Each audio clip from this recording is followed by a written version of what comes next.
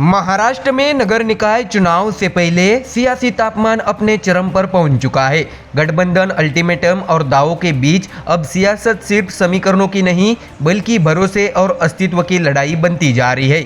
एक तरफ उद्धव ठाकरे की शिवसेना यूबीटी ने शरद पवार गुट को सीधी चेतावनी दी है, तो दूसरी तरफ एकनाथ शिंदे भगवा लहर का दावा कर रहे हैं। इसी बीच आम आदमी पार्टी ने भी बीएमसी में अकेले दम पर उतरने का ऐलान कर दिया है। महाराष्ट्र की राजनीति में इस वक्त क्या कुछ चल रहा है, तो दर्शकों चलिए देखते हैं हमारी ये स्पेशल रिपोर्ट। दर्शकों, आपको जानकारी दे कि नगर निकाय चुनाव की आहट के साथ ही महाराष्ट्र की राजनीति में हलचल तेज हो रही है। सियासी दल न केवल अपनी रणनीति को धार दे रहे हैं बल्कि पुराने गठबंधनों की नींव भी हिलती नजर आ रही है। सबसे बड़ा सियासी संदेश सामने आया है उद्धव ठाकरे की शिवसेना यूबीटी की तरफ से, जिसने शरद पवार की एनसीपी को दो टूक शब्दों में चेतावनी दे दी है। बता दें कि शिवसेना यूबीटी के वरिष्ठ नेता सचिन अहिर ने साफ कहा है कि अगर एनसीपी शरद चंद्र पवार गुट ने नगर निकाय चुनाव में अजित पवार की एनसीपी के साथ किसी भी तरह का गठबंधन किया तो शिवसेना यूबीटी बिना किसी हिचक के उनसे रिश्ता तोड़ लेगी। यह बयान सिर्फ चेतावनी नहीं है बल्कि महाविकास आघाड़ी की अंदरूनी दरारों की ओर इशारा करता है। सचिन अहिर के मुताबिक पुणे नगर निगम चुनाव को लेकर शिवसेना यूबीटी और एनसीपी पवार गुट के बीच बातचीत जरूर चल रही है, लेकिन पार्टी ने अपना स्टैंड पूरी तरह साफ कर दिया है। संदेश सीधा है, अजित पवार के साथ समझौता तो गठबंधन खत्म। ऐसे में दर्शकों, इस सियासी खींचतान के बीच सत्ता पक्ष भी आक्रामक मूड में नजर आ रहा है। महाराष्ट्र के उप मुख्यमंत्री और शिवसेना प्रमुख एकनाथ शिंदे ने दावा किया है कि आने वाले नगर निकाय चुनाव के बाद राज्य की महानगर पालिकाओं पर भगवा झंडा लहराएगा। शिंदे ने विपक्ष को सीधे चुनौती देते हुए कहा है कि उनकी पार्टी सहयोगियों के साथ मिलकर विरोधियों का राजनीतिक सफाया कर देगी। तो वही एकनाथ शिंदे ने शिवसेना के पास धनुष्य बाण का चुनाव चिन्ह, बालासाहेब ठाकरे की विचारधारा और विकास का स्पष्ट रोड मैप होने का दावा किया। उन्होंने 2022 की बगावत का जिक्र करते हुए कहा है कि वह सत्ता की कुर्सी के लिए नहीं बल्कि आम आदमी की सेवा के लिए उठाया कदम था। लेकिन दर्शकों, महाराष्ट्र की राजनीति सिर्फ शिवसेना बनाम शिवसेना तक सीमित नहीं है। इस बार बीएमसी चुनाव में एक नया सियासी दाव खेला जा रहा है, वो है आम आदमी पार्टी का। बता दें कि आम आदमी पार्टी ने यह भी ऐलान किया है कि वह बृहन्मुंबई महानगर पालिका की सभी 227 सीटों पर चुनाव लड़ेगी। पार्टी ने 21 उम्मीदवारों की पहली सूची भी जारी कर दी है। आपका दावा है कि एशिया की सबसे अमीर नगर निगम होने के बावजूद मुंबई बदहाली का शिकार है। ऐसे में दर्शकों, आपकी मुंबई इकाई की प्रमुख प्रीति शर्मा मेनन ने बीएमसी को भ्रष्टाचार का अड्डा करार देते हुए कहा है कि हर राजनीतिक दल ने मुंबई को सिर्फ लूटने का काम किया है। उनके मुताबिक मुंबई वासी देश में सबसे ज्यादा टैक्स चुकाते हैं, लेकिन बदले में उन्हें घटिया सेवाएं मिलती है। आम आदमी पार्टी का कहना है कि दिल्ली और पंजाब में अरविंद केजरीवाल और भगवंत मान के नेतृत्व में बिना भ्रष्टाचार और बिना कर्ज के विश्व स्तरीय सुविधाएं दी गई है और वही मॉडल मुंबई में लागू किया जाएगा। ऐसे में दर्शकों, इसी कड़ी में आम आदमी पार्टी के राज्यसभा सांसद संजय सिंह ने बड़ा ऐलान करते हुए कहा है कि पार्टी मुंबई में अकेले चुनाव लड़ेगी, किसी भी दल से गठबंधन नहीं होगा। संजय सिंह के मुताबिक पार्टी अच्छे और ईमानदार उम्मीदवार उतारने पर फोकस कर रही है जो आम लोगों की रोजमर्रा की समस्याओं को हल कर सके। उन्होंने ये भी याद दिलाया है कि 2014 के लोकसभा चुनाव में मुंबई ने आम आदमी पार्टी को 3 लाख वोट दिए थे, जो पार्टी के लिए उम्मीद की बड़ी वजह है। ऐसे में दर्शकों, कुल मिलाकर महाराष्ट्र के नगर निकाय चुनाव सिर्फ स्थानीय सत्ता की लड़ाई नहीं रह गए हैं। ये चुनाव तय करेगा कि गठबंधन टूटेगा या बनेगा, पुराने दावे टिकेंगे या ढहेंगे और क्या कोई नया विकल्प जनता को आकर्षित कर पाएगा। 15 जनवरी को मतदान होगा और 16 जनवरी को नतीजे आएंगे, लेकिन उससे पहले महाराष्ट्र की सियासत में बयानबाजी, अल्टीमेटम और सियासी दावपेच और तेज होने तय है। तो दर्शकों, फिलहाल इस खबर में इतना ही। देश और दुनिया की बाकी और खबरें जानने के लिए जुड़े रहिए हमारे चैनल MDR न्यूज़ के साथ। धन्यवाद। महाराष्ट्र की राजनीति में आज सिर्फ चुनावी नतीजे नहीं आए हैं बल्कि सत्ता का मूड, जनता का मैसेज और आने वाले चुनाव का ट्रेलर भी सामने आ गया है। नगर परिषद और नगर पंचायत चुनाव के नतीजों ने साफ कर दिया है कि महाराष्ट्र की ज़मीनी राजनीति किस दिशा में बह रही है। महायुति ने ऐसा सियासी तूफान खड़ा किया है जिसने विपक्ष के किले हिला दिए हैं। 288 में से 217 सीटों पर जीत, ये सिर्फ आंकड़ा नहीं बल्कि जनता का सीधा फैसला है। दूसरी तरफ महाविकास आघाड़ी का हाल ऐसा रहा मानो चुनावी मैदान में उतरने से पहले ही उसकी रणनीति जवाब दे गई हो। कांग्रेस, उद्धव ठाकरे गुट और शरद पवार गुट तीनों का प्रदर्शन उम्मीदों से कहीं नीचे रहा। सबसे बड़ी बात यह है कि ये चुनाव सिर्फ नगर परिषदों तक सीमित नहीं है, ये नतीजे बता रहे हैं कि शहरों और कस्बों में किस पार्टी का संगठन मजबूत है और किसकी पकड़ ढीली पड़ चुकी है। भाजपा ने न सिर्फ बढ़त बना ली है बल्कि नगराध्यक्ष से लेकर नगर सेवक तक हर स्तर पर अपना दबदबा साबित किया है और यही वजह है कि मुख्यमंत्री देवेंद्र फडणवीस इसे आने वाले नगर निगम चुनाव का ट्रेलर बता रहे हैं। सवाल सिर्फ जीत का नहीं है, सवाल ये है कि क्या विपक्ष इस झटके से उबर पाएगा। यही है दर्शकों आज की बड़ी सियासी कहानी। दर्शकों आपको बता दें कि महाराष्ट्र में नगर परिषद और नगर पंचायत चुनाव के नतीजे आते ही सियासी गलियारों में हलचल तेज हो गई है। कुल 288 नगर परिषदों और नगर पंचायतों में से 217 पर महायुति ने जीत दर्ज कर यह साफ कर दिया है कि राज्य की राजनीति में फिलहाल उसी का दबदबा है। दूसरी ओर महाविकास आघाड़ी का प्रदर्शन इतना कमजोर रहा कि खुद उसके घटक दल भी नतीजों पर खुलकर बोलने से बचते नजर आ रहे हैं। ऐसे में दर्शकों अगर विपक्ष की बात करें तो कांग्रेस को सिर्फ 36 सीटों से संतोष करना पड़ा। उद्धव ठाकरे गुट को महज 8 सीटें जबकि शरद पवार गुट की एनसीपी के खाते में सिर्फ 7 सीटें आई। यानी जिन दलों ने कभी महाराष्ट्र की राजनीति को दिशा दी थी वे आज स्थानीय स्तर पर भी जनता का भरोसा नहीं जीत सके। तो वही सबसे दमदार प्रदर्शन रहा भारतीय जनता पार्टी का। नगराध्यक्ष पदों पर भाजपा ने एक तरफा बढ़त बनाते हुए 124 सीटों पर कब्जा जमाया। उप मुख्यमंत्री एकनाथ शिंदे की नेतृत्व वाली शिवसेना ने 61 नगराध्यक्ष पद जीते जबकि अजित पवार गुट की एनसीपी को 36 सीटें मिली। ऐसे में साफ है कि महायुति के भीतर भी भाजपा सबसे मजबूत स्तंभ बनकर उभरी है। नगर सेवकों यानी पार्षदों की संख्या में भी भाजपा ने इतिहास रच दिया है। भाजपा ने 1900 नगर सेवक जिताकर राज्य में अपनी पकड़ और मजबूत की है। शिवसेना शिंदे गुट के 828, अजित पवार गुट के 759 जबकि कांग्रेस के खाते में सिर्फ 616 नगर सेवक आए। ये आंकड़े बताते हैं कि जमीनी स्तर पर किस पार्टी का संगठन मजबूत है और किसका कमजोर। तो वही दर्शकों इसके साथ ही क्षेत्रवार आंकड़ों पर नजर डाले तो विदर्भ भाजपा का अभेद्य किला बनकर उभरा है। यहाँ भाजपा ने अकेले 775 नगर सेवक और 55 नगराध्यक्ष पद जीतकर विपक्ष को पूरी तरह साफ कर दिया है। वही कोकण ठाणे क्षेत्र में शिवसेना शिंदे गुट ने जोरदार प्रदर्शन किया और भाजपा से ज़्यादा 225 नगर सेवक जीतकर अपनी ताकत दिखाई। तो वही पश्चिम महाराष्ट्र में अजित पवार गुट का प्रभाव साफ नजर आया जहां उन्होंने 290 नगर सेवक जीतकर यह संकेत दिया कि क्षेत्र में उनकी राजनीतिक जमीन अभी मजबूत है। मराठवाड़ा में मुकाबला त्रिकोणीय जरूर रहा लेकिन यहाँ भी भाजपा और अजित पवार गुट की संयुक्त ताकत ने विपक्ष को काफी पीछे छोड़ दिया। सबसे बड़ा झटका लगा मनसे को। राज ठाकरे की पार्टी का इन चुनाव में खाता तक नहीं खुल सका है जो पार्टी के भविष्य को लेकर कई सवाल खड़े करता है।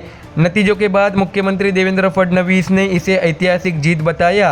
उन्होंने कहा है कि यह जीत विकास के मुद्दों पर जनता के भरोसे की जीत है। सोशल मीडिया पर पोस्ट करते हुए सीएम फडणवीस ने कहा है कि मैं महाराष्ट्र की जनता का दिल से आभारी हूँ। नगर परिषद और नगर पंचायत चुनाव में बीजेपी और महायुति को मिली यह शानदार जीत हमारे कार्यकर्ताओं की मेहनत का नतीजा है। सीएम ने यह भी कहा है कि जनता ने एक बार फिर प्रधानमंत्री नरेंद्र मोदी के नेतृत्व पर भरोसा जताया है। उन्होंने भाजपा अध्यक्ष जेपी नड्डा और प्रदेश नेतृत्व को इस जीत का श्रेय दिया। फडणवीस ने आंकड़े गिनाते हुए बताया है कि 2017 में जहां भाजपा ने 94 नगर पालिकाएं जीती थी वही इस बार यह आंकड़ा बदलकर 129 नगर पालिकाओं तक पहुंच गया है। नगर सेवकों की संख्या में भाजपा ने दोगुनी से भी ज्यादा सीटें जीतकर नया रिकॉर्ड बनाया है। और सबसे अहम बयान देते हुए मुख्यमंत्री फडणवीस ने कहा है कि यह आने वाले नगर निगम चुनाव का ट्रेलर है। यानी दर्शकों साफ है महाराष्ट्र की राजनीति में महायुति का यह विजय रथ फिलहाल थमता नजर नहीं आ रहा है और विपक्ष के लिए आने वाला वक्त और भी कठिन साबित हो सकता है। ऐसे में दर्शकों नगर परिषद के नतीजों ने साफ कर दिया है कि महाराष्ट्र की सियासत में हवा किसके पक्ष में है और किसके खिलाफ। तो दर्शकों फिलहाल इस खबर में इतना ही। देश और दुनिया की बाकी और खबरें जानने के लिए जुड़े रहिए हमारे चैनल MDR न्यूज के साथ। धन्यवाद। महाराष्ट्र की राजनीति में एक ऐसा घटनाक्रम सामने आया है जिसने सत्ता पक्ष और विपक्ष दोनों खेमों में हलचल तेज कर दी है। एक तरफ कांग्रेस को बड़ा झटका लगा है तो दूसरी तरफ बीजेपी सरकार पर पर्यावरण को लेकर तीखा राजनीतिक हमला हुआ है। सत्ता, संगठन और संघर्ष तीनों मोर्चों पर महाराष्ट्र की सियासत आज बेहद गर्म नजर आ रही है। ऐसे में दर्शकों, अब सबसे पहले बात करते हैं उस फैसले की जिसने कांग्रेस खेमे को चौंका दिया है। कांग्रेस के दिवंगत दिग्गज नेता राजीव सातव की पत्नी और विधान परिषद की विधायक डॉक्टर प्रज्ञा सातव ने कांग्रेस छोड़कर आधिकारिक तौर पर भारतीय जनता पार्टी का दामन थाम लिया है। जिला परिषद चुनाव से ठीक पहले आया यह फैसला कांग्रेस के लिए किसी बड़े राजनीतिक झटके से कम नहीं माना जा रहा है। ऐसे में दर्शकों, जानकारी दे कि आज मुंबई में डॉक्टर प्रज्ञा सातव ने विधान भवन सचिव जितेंद्र बोले से मुलाकात कर अपनी विधान परिषद सदस्यता से औपचारिक इस्तीफा सौंपा। गौर करने वाली बात यह है कि उनका कार्यकाल वर्ष 2030 तक था, बावजूद इनके उन्होंने विधायक पद छोड़कर बीजेपी में शामिल होने का फैसला किया है। इसके बाद वे मुंबई स्थित बीजेपी कार्यालय पहुंची, जहां वरिष्ठ नेताओं की मौजूदगी में उनका पार्टी में औपचारिक प्रवेश कराया गया। तो वही दर्शकों, इस मौके पर चंद्रशेखर बावनकुले और पार्टी नेता रविंद्र चौहान भी मौजूद रहे। बीजेपी ने इसे केवल पार्टी ज्वाइनिंग नहीं बल्कि विकास की राजनीति से जुड़ा फैसला बताया है। चंद्रशेखर बावनकुले ने कहा है कि हिंगोली जिला लंबे समय से विकास की दौड़ से पीछे रहा है। स्वर्गीय राजीव सातव ने इस जिले के लिए बड़े सपने देखे थे और उन्हीं सपनों को पूरा करने के लिए प्रज्ञा सातव ने बीजेपी में आने का निर्णय लिया है। बावनकुले ने प्रधानमंत्री नरेंद्र मोदी के विकसित भारत और विकसित महाराष्ट्र के विजन का जिक्र करते हुए कहा है कि समृद्धि महामार्ग से हिंगोली को नई गति मिली है और अब केंद्र व राज्य सरकार के सहयोग से जिले का समग्र विकास संभव होगा। बीजेपी का दावा है कि यह फैसला राजनीति से ज्यादा विकास की दिशा में उठाया गया कदम है। ऐसे में दर्शकों, कांग्रेस के लिए नुकसान सिर्फ एक विधायक के जाने तक सीमित नहीं है। राजीव सातव राहुल गांधी के बेहद करीबी नेताओं में गिने जाते थे। 2014 की मोदी लहर में भी वे उन चुनिंदा कांग्रेस सांसदों में शामिल थे जो जीत दर्ज करने में सफल रहे थे। ऐसे नेता की पत्नी और खुद 2 बार विधान परिषद सदस्य रह चुकी प्रज्ञा सातव का बीजेपी में जाना हिंगोली ही नहीं पूरे महाराष्ट्र में कांग्रेस की सियासी स्थिति पर सवाल खड़े कर रहा है। तो वही दर्शकों, अब जरा रुक करते हैं दूसरी बड़ी खबर की ओर, जहां सत्तारूढ़ बीजेपी सरकार पर विपक्ष ने सीधा हमला बोल दिया है। शिवसेना यूबीटी नेता आदित्य ठाकरे ने पर्यावरण और अरावली पहाड़ियों के मुद्दे पर बीजेपी सरकार को कटघरे में खड़ा कर दिया है। सोशल मीडिया प्लेटफॉर्म एक्स पर पोस्ट करते हुए आदित्य ठाकरे ने कहा है कि लोग अब पर्यावरण के लिए सड़कों पर उतर रहे हैं, आवाज उठा रहे हैं और विरोध भी कर रहे हैं। आदित्य ठाकरे ने सवाल उठाया कि बीजेपी सरकारों को आखिर प्रकृति के हर हिस्से को नष्ट करने का यह जुनून क्यों है। उनका कहना था कि विकास के नाम पर पर्यावरण को खत्म करना न केवल सिर्फ गलत है बल्कि आने वाली पीढ़ियों के भविष्य के साथ भी खिलवाड़ है। अरावली पहाड़ियों का जिक्र करते हुए आदित्य ठाकरे ने कहा है कि यह भारत की सबसे पुरानी पर्वत श्रृंखलाओं में से एक है जो दिल्ली, राजस्थान, हरियाणा और गुजरात जैसे 4 राज्यों से होकर गुजरती है। यह पर्वत श्रृंखला देश के पर्यावरण संतुलन, जलवायु और भूजल संरचना के लिए बेहद अहम है। तो वही दर्शकों, आदित्य ठाकरे ने चेतावनी देते हुए कहा है कि इतिहास बदलने की चाह समझ में आ सकती है, लेकिन उपमहाद्वीप की सबसे पुरानी पर्वत श्रृंखलाओं को बदलने का या खत्म करने की कोशिश देश और पूरे ग्रह के लिए बेहद खतरनाक साबित हो सकती है। यानी दर्शकों, एक तरफ बीजेपी कांग्रेस के मजबूत गढ़ में सेंध लगाने का दावा कर रही है, तो दूसरी तरफ विपक्ष बीजेपी पर प्रकृति और पर्यावरण के साथ खिलवाड़ का आरोप लगा रहा है। जिला परिषद चुनाव से पहले ये दोनों घटनाएं महाराष्ट्र की राजनीति को नई दिशा दे सकते हैं। सवाल यही है, क्या विकास के नाम पर हो रही राजनीति जनता को साध पाएगी या पर्यावरण और विचारधारा के मुद्दे पर सियासी समीकरण बदल देंगे। फिलहाल इतना तय है कि महाराष्ट्र की सियासत आने वाले दिनों में और भी ज्यादा तीखी होने वाली है। तो दर्शकों, फिलहाल इस खबर में इतना ही। देश और दुनिया की बाकी और खबरें जानने के लिए जुड़े रहिए हमारे चैनल MDR न्यूज के साथ। धन्यवाद। बिहार की राजनीति में एक तस्वीर ने ऐसा भूचाल मचा दिया है जिसने सत्ता से लेकर सड़कों तक बहस छेड़ दी है।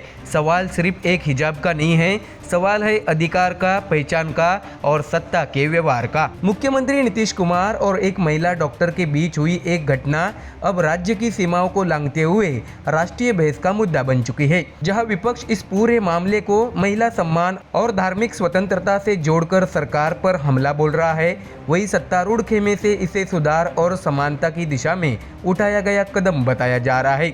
इस बीच बयानबाजी इतनी तेज हो गई है कि मुद्दा अब राजनीतिक रणनीति और वैचारिक टकराव का अखाड़ा बन चुका है। इस विवाद के बीच बागेश्वर धाम के पीठाधीश्वर पंडित धीरेन्द्र कृष्ण शास्त्री की एंट्री ने इस बहस को और धार दे दी है। मुंबई से आए उनके बयान, बंगाल से लेकर कश्मीर तक की चेतावनियां और राष्ट्रवाद का आह्वान, सब कुछ मिलकर माहौल को और गर्म कर रहा है। तो वही उधर बीजेपी हिजाब पर बैन की मांग कर रही है। इसके साथ ही जेडीयू उसी गठबंधन में रहते हुए अलग सुर छेड़ चुकी है। सवाल बड़ा है, क्या मामला सिर्फ एक घटना तक सीमित है या आने वाले चुनावी विमर्श की दिशा तय करने वाला मुद्दा बन चुका है? इन्हीं सवालों के साथ दर्शकों देखते हैं हमारी ये खास रिपोर्ट। दर्शकों, आपको जानकारी दे कि एक सरकारी कार्यक्रम के दौरान मुख्यमंत्री नीतीश कुमार द्वारा महिला डॉक्टर का हिजाब हटाने का मामला सामने आ गया। इस घटना के बाद जहां एक तरफ विपक्ष ने मुख्यमंत्री पर संवेदनहीनता और धार्मिक भावनाओं को ठेस पहुंचाने का आरोप लगाया, वहीं दूसरी ओर एनडीए खेमे में नीतीश कुमार के समर्थन में आवाजें उठने लगी। देखते ही ये विवाद बिहार से निकलकर राष्ट्रीय स्तर तक पहुंच गया। इसी बीच मुंबई से इस पूरे मुद्दे पर बागेश्वर धाम के पीठाधीश्वर पंडित धीरेन्द्र कृष्ण की एंट्री ने इस घटना को और भी तीखा कर दिया है।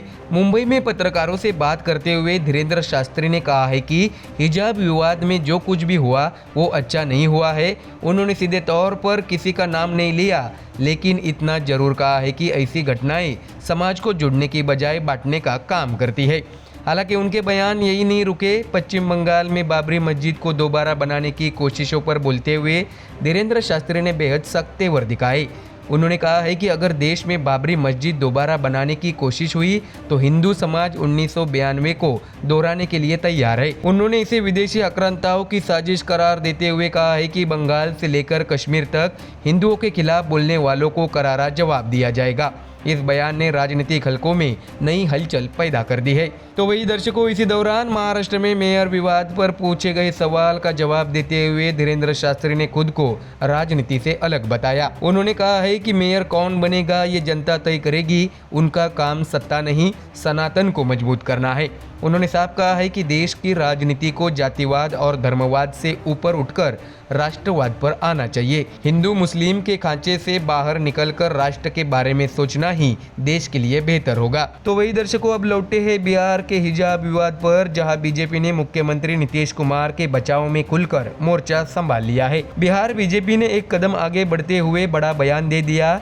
पार्टी के मीडिया प्रभारी दानिश इकबाल ने कहा है कि सार्वजनिक स्थानों, सरकारी नौकरियों और मतदान केंद्रों पर हिजाब पहनने पर प्रतिबंध लगाया जाना चाहिए। उनका तर्क है कि इस्लाम या कुरान में कहीं भी चेहरे को पूरी तरह ढकने की बात नहीं कही गई है। दानिश इकबाल ने विपक्ष पर मुस्लिम महिलाओं को पीछे रखने का आरोप लगाया। उन्होंने कहा है कि पर्दा शालीनता के लिए है, अलगाव के लिए नहीं। विपक्ष चाहता है कि मुस्लिम महिलाएं चार दीवार में कैद रहे, जबकि नीतीश कुमार जैसे नेता उन्हें मुख्य धारा में लाने का काम कर रहे हैं। उन्होंने यहाँ तक कह दिया है कि जिस महिला डॉक्टर का हिजाब हटाया गया उन्हें कोलकाता जाने की जरूरत नहीं है, बिहार में ही रहकर नौकरी करनी चाहिए। तो वही दर्शकों, बीजेपी नेता ने यह भी दावा किया है कि नीतीश कुमार मुस्लिम समाज के हितैषी रहे हैं। उनकी नीतियों की वजह से ही आज मुस्लिम समाज की बेटियां डॉक्टर बनकर सरकारी नौकरियों में आ रही है।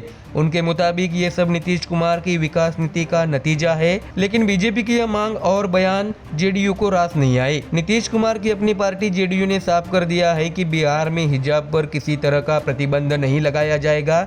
पार्टी ने बीजेपी के लाइन से अलग रुख अपनाते हुए कहा है कि संविधान हर नागरिक को अपनी धार्मिक परंपराओं के पालन का अधिकार देता है। जेडीयू ने इस मुद्दे पर जम्मू कश्मीर के मुख्यमंत्री उमर अब्दुल्ला और पीडीपी नेता इल्तिजाम मुफ्ती के बयानों पर भी पलटवार किया। पार्टी का कहना है कि धार्मिक परंपराओं पर रोक लगाने की सोच संविधान के खिलाफ है।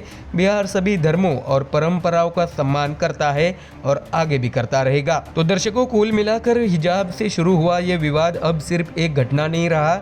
इसमें धर्म, राजनीति, राष्ट्रवाद और चुनावी रणनीति सब कुछ घुल मिल गया है। सवाल यही है कि आने वाले दिनों में यह बहस समाज को जोड़ने का काम करेगी या राजनीतिक ध्रुवीकरण को और तेज करेगी।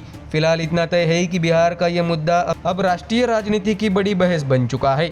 तो दर्शकों, फिलहाल इस खबर में इतना ही। देश और दुनिया की बाकी और खबरें जानने के लिए जुड़े रहिए हमारे चैनल MDR न्यूज़ के साथ। धन्यवाद।